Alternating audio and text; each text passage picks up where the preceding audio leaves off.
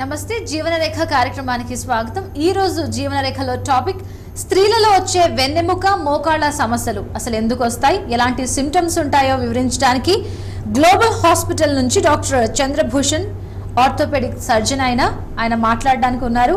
మీరు డాక్టర్ గారితో మాట్లాడాలంటే కింద స్క్రోల్ అవుతున్న నెంబర్స్ కి కాల్ చేయాలి. హలో అండి, వెల్కమ్ టు అవర్ స్టూడియో. స్త్రీలలో ఈ మధ్య ఎక్కువగా వెన్నెముక సమస్యలు, మోకాళ్ళ సమస్యలు ఎందుకంటారు ఎక్కువ అవ్వడానికి రీజన్ ఏంటి? అంటే ఒకటి యాక్టివిటీ వల్ల కూడా కావచ్చు, కానీ ఇది అవగాహన ఎక్కువగా అవుతుంది, అంటే అవేర్నెస్ పెరుగుతుంది అనమాట. మునుపటి కాలంలో చిన్న నొప్పి అయినా పెద్ద నొప్పి అయినా అలాగే నడిపించేవారు. ఇప్పుడు అలా కాదు, స్మాల్ ఇష్యూ అయినా కూడా దానికి ప్రాపర్గా ఇన్వెస్టిగేషన్ చేయించడము, డయాగ్నోసిస్ చేయడము, ట్రీట్మెంట్ పొందడము అవన్నీ జరుగుతున్నాయి అన్నమాట. ఇంకొకటి ఏంటంటే ముఖ్యంగా ఇప్పుడు ఆస్టియోపోరోసిస్ కానీ అంటాము, ఆస్టియోపీనియా, అంటే వీటి వల్ల ఇవి లేడీస్కు ఎక్కువగా, ఆడవాళ్ళలో ఎక్కువగా వస్తాయి మెనోపాజ్ అయిన తర్వాత. వీటి కొరకు కూడా మనం చర్చించవచ్చు. అయితే ఇవన్నీ వీటికి అవగాహన ఇప్పుడు ఎక్కువగా వచ్చింది. ఇప్పుడు డ్యూరింగ్ ద లాస్ట్ 4-5 yearsలో ఇంతకుముందు తెలిసేది కాదు. అలాగే పూర్తిగా గోని వచ్చేంత వరకు పట్టించుకునేవాళ్ళు కాదు. ఇప్పుడు అలా కాదు, బ్యాక్ పెయిన్ అని చిన్నగా రాగానే ప్రైమరీ బేసిక్ ఇన్వెస్టిగేషన్ చేయించడము, దాంట్లో ఎంత కొంచెం సస్పెక్షన్ ఉన్నా కూడా, అంటే కాల్షియం తక్కువ ఉండేసేసి ఉన్నా కూడా, అంటే ఆస్టియోపోరోసిస్ స్టేజ్ కాకుండా ఎర్లీ స్టేజెస్లోనే మనం బోన్ మినరల్ డెన్సిటీ అవన్నీ టెస్ట్ చేసేసి తొందరగా ట్రీట్మెంట్ మొదలెట్టడం జరుగుతుంది. అయితే ట్రీట్మెంట్ మొదలెడుతున్నాము, అలాగే డయాగ్నోసిస్ కూడా తొందరగా జరుగుతుంది. అవేర్నెస్ కూడా అందరికీ వచ్చింది. ఏంటంటే నొప్పిగా బ్యాక్ పెయిన్ కానీ వస్తే ఏదో అలా అది ట్యాబ్లెట్ వాడుకుంటూ అలాగే ఇంట్లో వండుకుంటాను, they can reach seek hospital, అంటే ప్రాపర్ కేర్ కానీ ప్రాపర్ ఇన్వెస్టిగేషన్ కానీ చేయించడం అనమాట. ఆస్టియోపోరోసిస్ అంటే ఏంటంటారు? ఆస్టియోపోరోసిస్ అంటే బోన్లో, ఇప్పుడు ఎముకల్లో కాల్షియం అనేది తగ్గుతుంది, దాంతోపాటు ప్రోటీన్స్ కూడా తగ్గిపోతాయి. అంటే ఇప్పుడు ఎముకల్లో ఇప్పుడు ఎముక సత్తువ అంటాం కదా, ఎముక స్ట్రెంగ్త్ తగ్గిపోతుంది. ఇదేమవుతుందంటే అసలు యూజువల్గా ఇప్పుడు మన హార్మోన్స్ ఉంటాయి, అంటే లేడీస్లో ఎస్ట్రోజన్ ఉంటుంది, మేల్స్లో టెస్టోస్టెరాన్ ఉంటుంది, ఇవి సెక్స్ హార్మోన్స్ అంటాం. ఇవి బోన్లో కాల్షియం, ఎముకల్లో కాల్షియం మెయింటైన్ చేస్తూ ఉంటాయి. ఇప్పుడు మనం తినే తిండి దాంట్లో నుంచి కాల్షియం తీసుకోవడము, కాల్షియం దాని నుంచి బ్లడ్ స్ట్రీమ్లో రక్తంలో వెళ్ళడము, ఆ తర్వాత రక్తం నుంచి ఎముకల్లో వెళ్ళడం అనమాట. ఇది ఒక పెద్ద సైకిల్ అండి. అయితే ఈ సెక్స్ హార్మోన్స్ తగ్గిపోతాయి, అప్పుడు ఎముకల నుంచి కాల్షియం అనేది బయటపడుతూ ఉంటుంది అనమాట. అప్పుడు ఎముకల్లో కాల్షియం తగ్గిపోతుంది, ఎముకలు వీక్గా అవుతాయి అన్నమాట. అయితే ఈ పరిస్థితి ఆడవాళ్ళలో మెనోపాజ్ అంటే ఇప్పుడు మెన్సెస్ ఆగిన తర్వాత అప్పుడు ఈ ఎస్ట్రోజన్ లెవెల్స్ తగ్గిపోతాయి. Oestrogen is safe guarding hormone అనమాట ఫర్ కాల్షియం. అది తగ్గినప్పుడు ఈ ఒక పీరియడ్ ఆఫ్ టైం, అంటే ఒక 5 yearsలో కానీ వాళ్ళు కాల్షియం సప్లిమెంట్స్ కానీ పెట్టుకోకుండా చేయకుండా, సరైన ఫుడ్ కానీ తీసుకోకుండా ఉంటే, అప్పుడు ఈ మెల్లమెల్లిగా ఈ కాల్షియం అనేది ఎముకల నుంచి బయటకు వచ్చేస్తూ ఉంటుంది.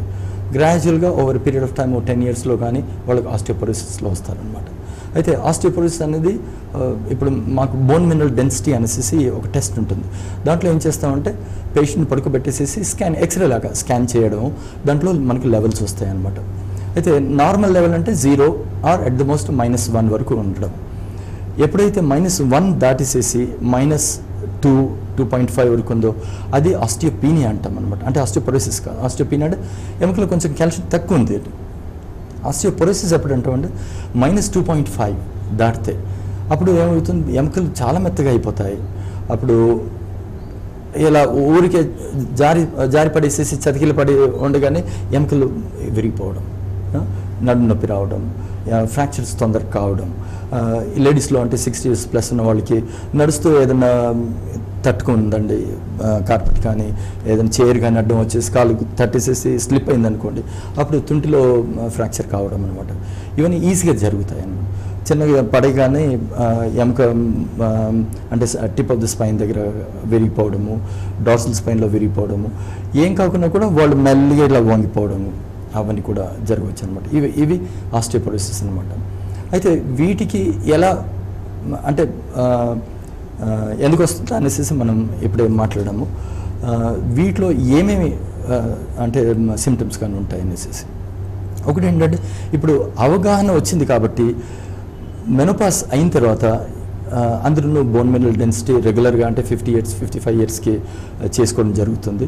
దాంతో మనకు మానిటరింగ్ ఉంటుంది.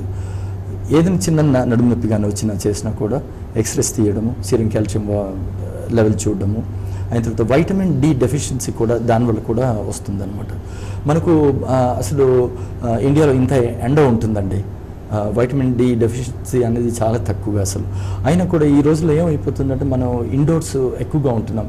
అవుట్డోర్స్ అంటే ఎండలో నిలబడి ఎంతమంది పని చేయడం కానీ ఎండలో తిరగడం కానీ చాలా తగ్గిపోయింది.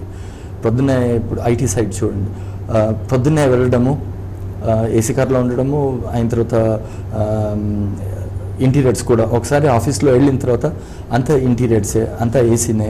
మళ్ళీ బయటకు వచ్చేసరికి సాయంత్రం అయిపోతుంది, ఎండపోతుంది.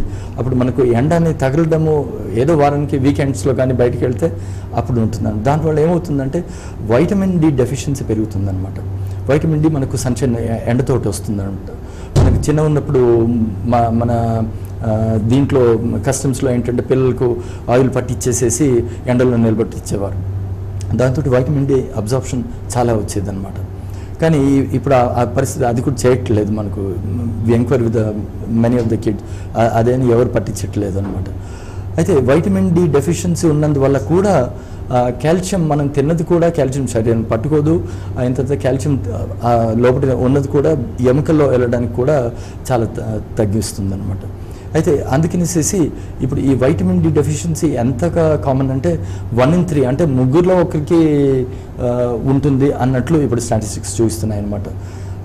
దాంతోపాటు ఈ మెనోపాస్ ఆస్టియోపోరోసిస్ రావడం, ఈ 2 విషయాల్లో అందరికీ అవగాహన చాలా ఇప్పుడు వచ్చేసింది. ఇప్పుడు జనరల్ ప్రాక్టీషనర్ అయినా ఆర్థోపెడిక్ సర్జన్ అయినా కూడా యూజువల్గా వైటమిన్ డి ఎస్టిమేషన్స్ ఎక్కువగా చేస్తున్నారు. ఒకప్పుడు 5 years క్రితము వైటమిన్ డి ఎస్టిమేషన్ చాలా తక్కువ అయ్యాయి. ఇప్పుడు చాలా ఇన్వెస్టిగేషన్స్ రాసేస్తున్నారు. ఎండకి ఎక్స్పోజ్ అవ్వాలనంటే సర్టన్ టైం అంటూ ఏదైనా ఉందా, లేదంటే ఆఫ్టర్ 9 కానీ యూవీ రేస్ ఎక్కువ అయిపోయాయని ఇలాంటి కాంప్లికేషన్స్ కూడా ఈ మధ్య ఎక్కువగా చూస్తున్నాం మనం. కరెక్ట్. అయితే ఎండకు ఎక్స్పోజర్ యూజువల్గా అంటే నాన్ హర్టింగ్ టైం ఏంటంటే ఎర్లీ మార్నింగ్ లేట్ ఈవినింగ్ అదనమాట. 7 to 8 ఆ ప్రాంతంలో బాగుంటుంది. It's not scorching. అటు తర్వాత మీరు మిట్ట మధ్యాహ్నం ఎండలు నిలబడ్డారు అంటే you will get heat burns, sun burns అవన్నీ వస్తాయన్నమాట. అప్పుడు హీట్ ఎక్కువ ఉంటుంది, అది మంచిది కాదు. మళ్ళీ సాయంత్రం వేళ 5 to 6 కూడా బెటర్ అండి. ఈ 2 టైమింగ్స్లో ఎక్స్పోజర్ ఉంటే సేఫ్గా ఉంటుంది అనమాట. అంటే ఆస్ట్రోపోరియోస్ని వాళ్ళు ముందుగానే గుర్తించలేకపోతే కాంప్లికేషన్స్ ఎలా ఉంటాయంటారు? ఆస్టియోపోరోసిస్లో కాంప్లికేషన్స్ అదే ఫ్రాక్చర్స్ అవుతాయి. ఒకటేమో back pains, persisting back pain ఉంటుంది. నడుమంతా నొప్పి ఉండడము, టాబ్లెట్స్ వాడినా కూడా తగ్గదు. 2-3 months అయినా కూడా నడుము నొప్పి, ఫుల్ స్పైన్ అంతను నొప్పి ఉంటుంది. అయిన తర్వాత చిన్న దెబ్బలు తగిలితే ఫ్రాక్చర్స్ పెద్దగా ఫ్రాక్చర్ కావడం.